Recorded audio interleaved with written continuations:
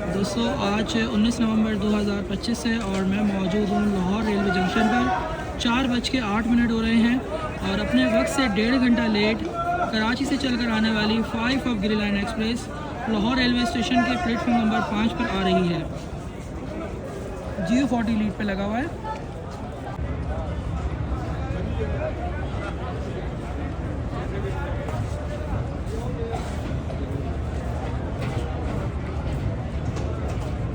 اس train کی منزل جو ہے پنڈی ہے، مطلب اسلام آباد مرحلہ تک جائے گی یہ ٹرین۔